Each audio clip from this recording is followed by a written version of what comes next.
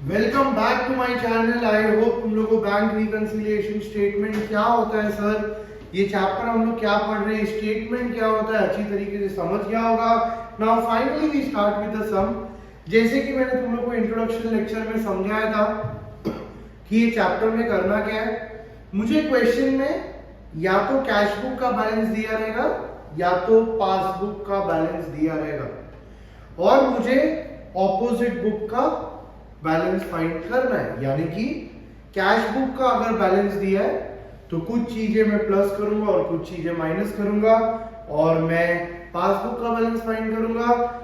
या फिर अगर मुझे क्वेश्चन में पासबुक का सम दिया है तो मैं कैश बुक का बैलेंस फाइंड करूंगा। आई होप इधर तक क्लियर है। स्टार्ट करते हैं सम के साथ।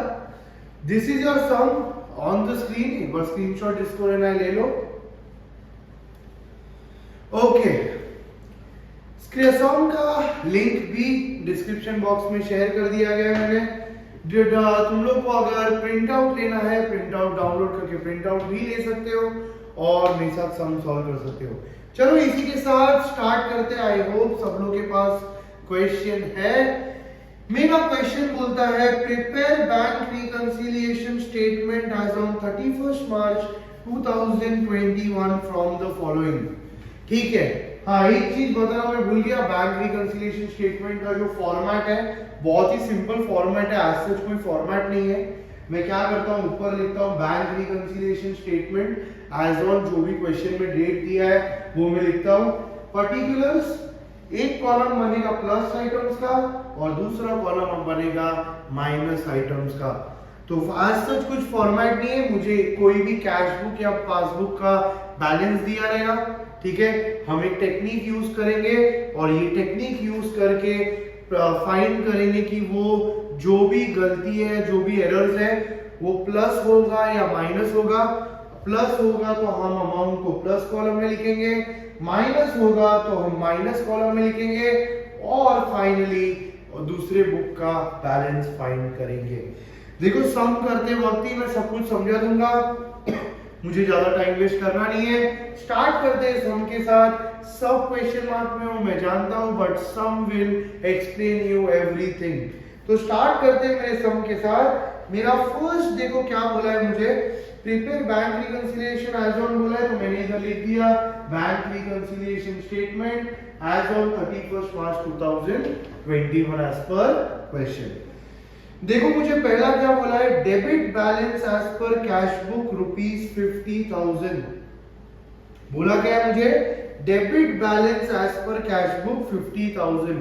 ये डेबिट बैलेंस का मतलब एक बार समझ लो गाइस, कैश बुक का positive balance is called as debit balance. इसका मतलब हम कैश बुक का जब चैप्टर किए थे तो तुम लोगों को याद रहेगा कि हम by balance carried down credit side पे लिखते थे और to balance brought down debit side पे लिखते थे, और डेबिट साइड पे टू बैलेंस ब्रॉट डाउन लिखते थे which clearly indicates the debit balance of cash book.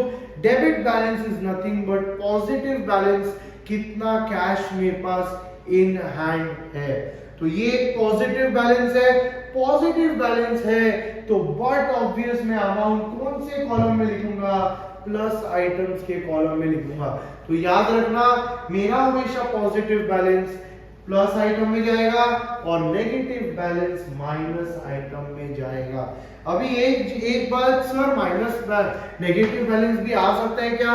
जी हाँ आ सकता है। हम लोग मेरे नेक्स्ट वीडियो में वही कंसेप्ट लेके समझाऊंगा कैसे क्या नेगेटिव बैलेंस आता है, बट अभी फिलहाल के लिए मेरा ये क्वेश्चन में पॉजिटिव बैलेंस दिया है और मैं पॉजिटिव बैलेंस का अमाउंट प्लस आइटम में लिखूंगा। बैंक रिकंसिलिएशन स्टेटमेंट में जो बुक का बैलेंस दिया है, हमारा बैंक रिकंसिलिएशन स्टेटमेंट उसी के साथ हमेशा चालू होगा। जैसे कि ये क्वेश्चन में debit balance as per cash book दिया है तो मैं फर्स्ट लाइन में जाके लिख दूंगा balance as per cash book, balance as per cash book, simple. और ये मेरा डेबिट बैलेंस है तो मैं ब्रैकेट में लिख दूंगा DR और मैं इसको किधर लिख दूंगा, प्लस आइटम में लिख देंगे। पॉजिटिव बैलेंस है तो मैं प्लस आइटम में लिख दूंगा। कितना बैलेंस दिया है सर, 50,000 रुपीज। आई होप इधर तक क्लियर हो गया रहेगा। चलो आगे बढ़ते हैं मेरे नेक्स्ट इसके साथ। वेरी वेरी इंपॉर्टेंट, अभी बैंक रिकंसिलिएशन स्टेटमेंट में जब भी कोई भी क्वेश्चन आएगा, पहले चीज देखने का कि किसका बैलेंस दिया है। ये क्वेश्चन में कैश बुक का बैलेंस दिया है, बराबर। मेरा एक बैलेंसिंग वेइंग मशीन वाला एक टेक्निक है जो मैं हर स्टूडेंट को इंट्रोड्यूस करता हूं, और ये चैप्टर बहुत सिंपल बन जाता है। ट्रस्ट में कोई भी रूल बायर करने की जरूरत नहीं है। मेरा ये टेक्निक को केयरफुली ध्यान लगा के सुनना, और तुम्हारा पूरा चैप्टर तुम लोग अपने हाथ में ले लोगे। स्टार्ट करते हैं। मैं ट्रांजैक्शन को पढ़ के ही स्टार्ट करता हूं, ध्यान से। Checks deposited in the bank ₹5,000, यानी कि मैंने क्या किया, मुझे चेक मिला रहेगा, मैंने उसको बैंक में जाके डिपॉजिट किया। अभी जब भी चेक को डिपॉजिट करोगे तो तुम लोग को कैश बुक में मैंने सिखाया था कि सीधा कैश बुक के डेबिट साइड हम लिखते हैं और कैश बुक के बैंक कॉलम का बैलेंस बढ़ जाता है। ये समझ में आता है पक्का?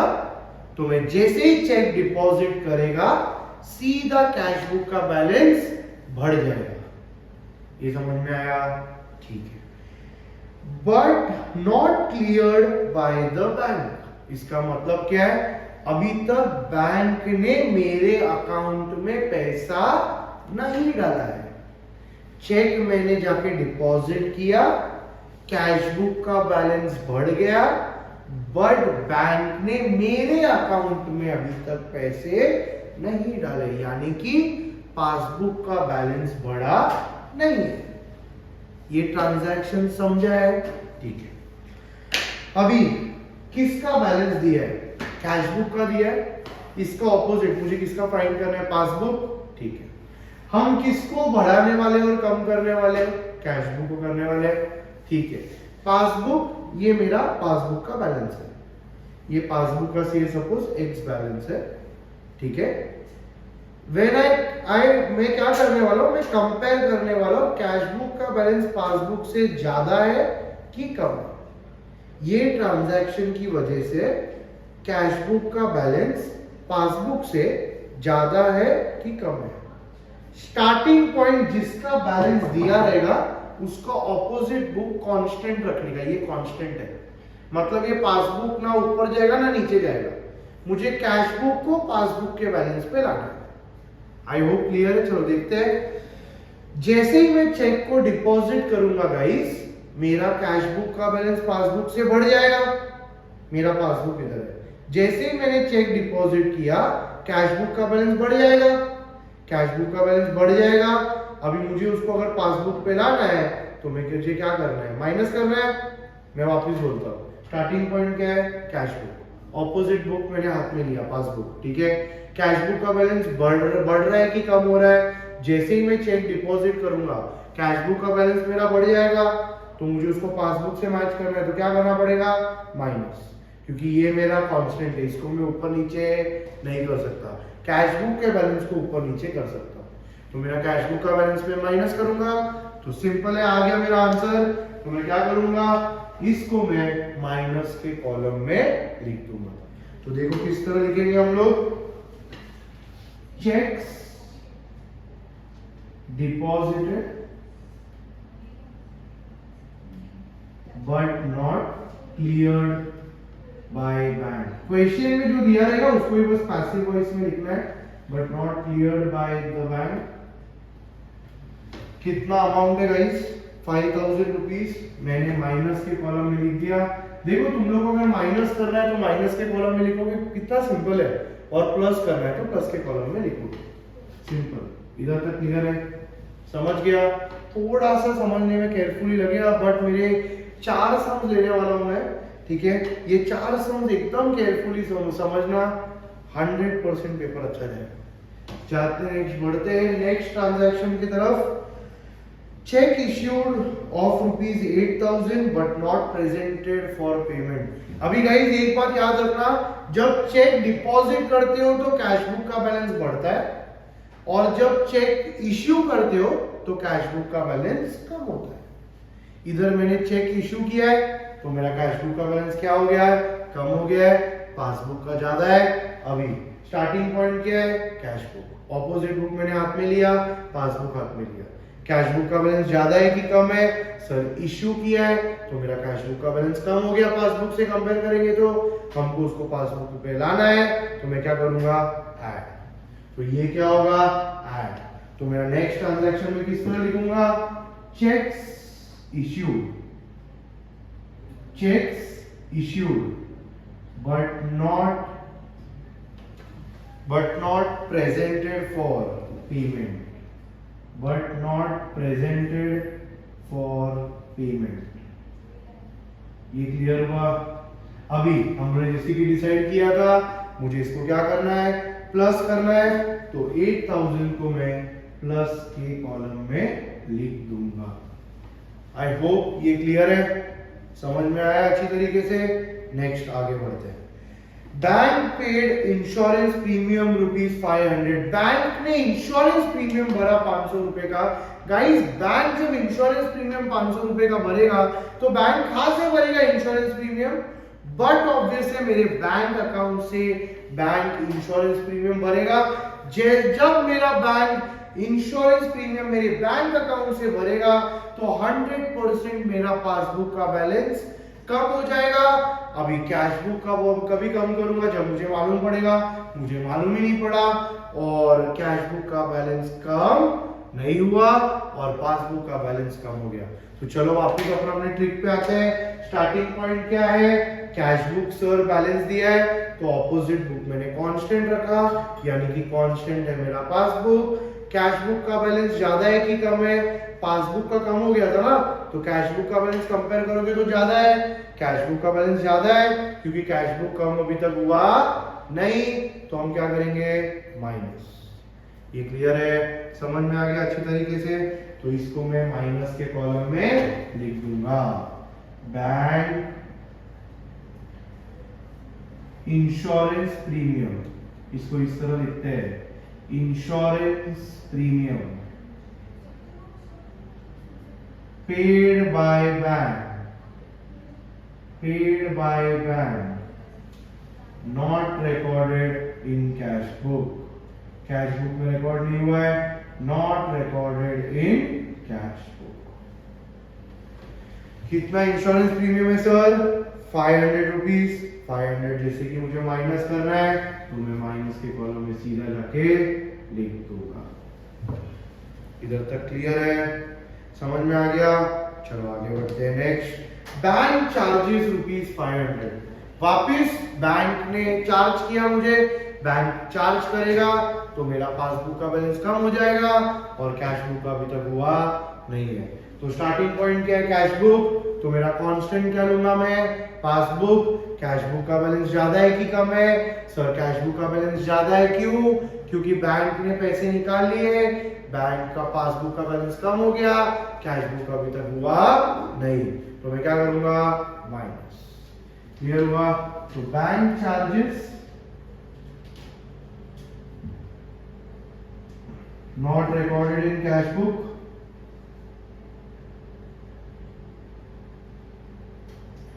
not recorded in cash book, और ये भी मेरा माइनस होगा।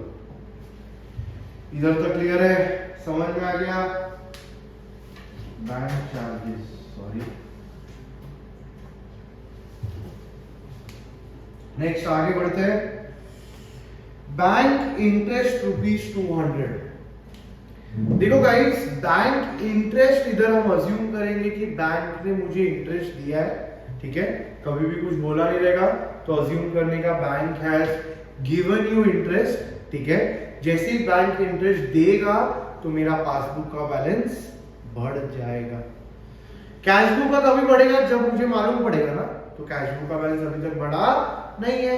तो स्टार्टिंग पॉइंट क्या है, वापस कैश बुक, तो वापस हम हमारी टेक्निक में आ जाएंगे, ऑपोजिट बुक कांस्टेंट रखेंगे, यानी कि पासबुक कांस्टेंट रहेगा। कैश बुक का बैलेंस ज्यादा है कि कम है सर, पासबुक का बढ़ गया है ना, तो कैश बुक का बैलेंस कम ही है, कैश बुक का बढ़ा नहीं है, तो मैं क्या करूंगा, ऐड करूंगा। तो ये मेरा ऐड होगा, और मेरा नेक्स्ट ट्रांजैक्शन क्या हम लिखेंगे, interest, bank interest not recorded, bank interest not recorded in cash book. तो ये मेरा 200 रुपीज ऐड हो जाएगा। इधर तक क्लियर है, समझ में आ गया। चलो इसी के साथ आगे बढ़ेंगे। Next transaction, check issued for ₹30,000। अच्छा, जब भी मैंने बोला था, मैंने क्या बोला था, जब चेक डिपॉजिट करोगे तो पासबुक का बैलेंस, सॉरी कैश बुक का बैलेंस बढ़ जाएगा, जब भी चेक इश्यू करोगे कैश बुक का बैलेंस कम हो जाएगा। इधर वापस क्या किया उन्होंने, चेक को इश्यू किया है, चेक जैसे इश्यू करोगे कैश बुक का बैलेंस कम हो जाएगा। अग्री करते हो? तो देखो, चेक इश्यूड फॉर ₹30,000, मेरा कैश बुक का बैलेंस 30,000 रुपीज से कम हो गया। मैं वापस बोलता हूं, चेक इश्यू किया है, इसलिए मेरा कैश बुक का बैलेंस 30,000 रुपीज से कम हो गया। Out of which only check of ₹24,000 was presented for payment। इसका मतलब क्या है मालूम है क्या, बैंक ने मेरे अकाउंट से अभी तक खाली 24,000 ही निकाला और पेमेंट किया। इसका मतलब मैं बोलता हूं, कैश बुक का बैलेंस 30,000 से कम हुआ, कैश बुक का बैलेंस 30,000 रुपीज से कम हुआ, और पासबुक का बैलेंस खाली 24,000 रुपीज से कम हुआ। इसका मतलब कहना है से, मैं बहुत स्लो जा रहा हूं, ध्यान से सुनना, कैश बुक का बैलेंस 30,000 से कम हुआ क्योंकि चेक जैसे इश्यू किया 30,000 का, कैश बुक का बैलेंस 30,000 से कम हो गया। बट बैंक ने कितना पेमेंट किया, खाली प्रेजेंटेड फॉर पेमेंट 24,000, यानी कि पासबुक का बैलेंस कितने से कम हुआ, 24,000 रुपीज।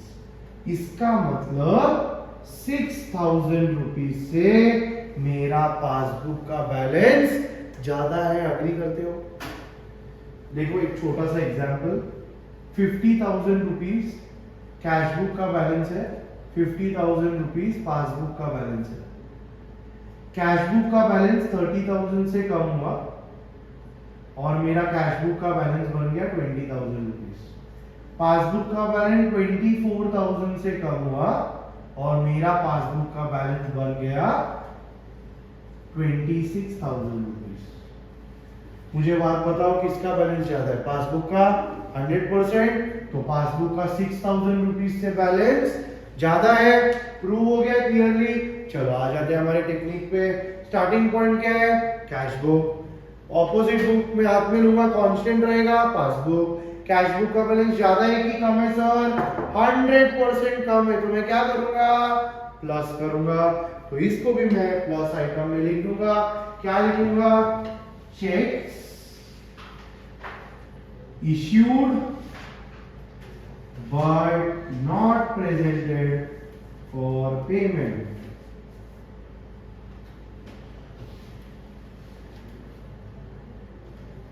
एक ब्रैकेट में इंपॉर्टेंट चीज लिखना, टीचर को थोड़ा इंप्रेस करने के लिए। 30,000 माइनस तुम्हारा 6,000 रुपीज कैसे आएगा, 30,000 माइनस 24,000 रुपीज, और जैसे कि हमने डिस्कस किया 6,000 प्लस हो जाएगा और इसको मैं प्लस आइटम में लिख दूंगा। आई होप इधर तक क्लियर है। चलो फाइनली मुझे आगे करना क्या है, फाइनली क्या करना है आगे, नेक्स्ट मेरे सब ट्रांजैक्शन रिकॉर्ड हो गए हैं। फाइनली मुझे क्या मिलेगा, बैलेंस मिलेगा। चलो देखते हैं क्या बैलेंस मिलेगा। अभी मुझे मिलेगा बैलेंस एज पर पासबुक। जैसे लेजर को टैली करते थे ना वैसे ही हम इसको टैली करेंगे। इसका टोटल बताओ कितना टोटल है इसका, द प्लस आइटम का टोटल बताओ, चलो कितना टोटल है। ध्यान से देखोगे तो प्लस आइटम का टोटल 58,200 रुपीज है। ऐसे लिखने का जैसे डेबिट क्रेडिट लिखते थे, प्लस माइनस, प्लस का टोटल है 58,200 नहीं सॉरी 64,200 रुपीज। देखोगे ध्यान से तो 64,200 रुपीज आएगा, ठीक है। अगर तुम लोग माइनस आइटम्स का टोटल करोगे तो माइनस आइटम्स का टोटल तुम्हारा सिर्फ और सिर्फ कितना आएगा, ये 5,000 है सॉरी, तो 6,000 रुपीज आएगा। माइनस आइटम्स का टोटल करोगे तो कौन सा बड़ा है दोनों में से, 64,200। तो मैं जाके ये जो लाइन है और लाइन के नीचे लिखना कभी भी ध्यान से इस तरह 64,200, दोनों भी जाके 64,200 लिख देंगे। इसका टोटल ऑलरेडी 64,200 है, इसको अगर मुझे 64,200 बनाना है तो दोनों का बैलेंस लूंगा और दोनों का बैलेंस आएगा 58,200 और ये आ गया तुम्हारा पासबुक का बैलेंस 58,200 रुपीज। क्लियर है। हम लोगों ने जैसे कि बात की थी कैश बुक का और पासबुक का हमेशा ऑपोजिट बैलेंस होता है, ठीक है। तो 50,000 डेबिट बैलेंस है और पासबुक का क्रेडिट बैलेंस है। हाँ, एक चीज वापस मैं याद दिलाना चाहूंगा, कैश बुक का हमेशा positive balance is called as debit balance और कैश बुक का bank column of cash book का negative balance is called as credit balance और पासबुक के केस में it is always opposite. Passbook का positive balance is debit balance, sorry passbook का positive balance is always credit balance and passbook का negative balance is always debit balance. ये clear है। तो I hope ये सब समझ में आया होगा। स्टार्ट करते हैं मेरे नेक्स्ट सम के साथ। आई होप ये बहुत अच्छी तरीके से क्लियर है। मेरे नेक्स्ट सम के साथ हम चालू करते हैं। चलो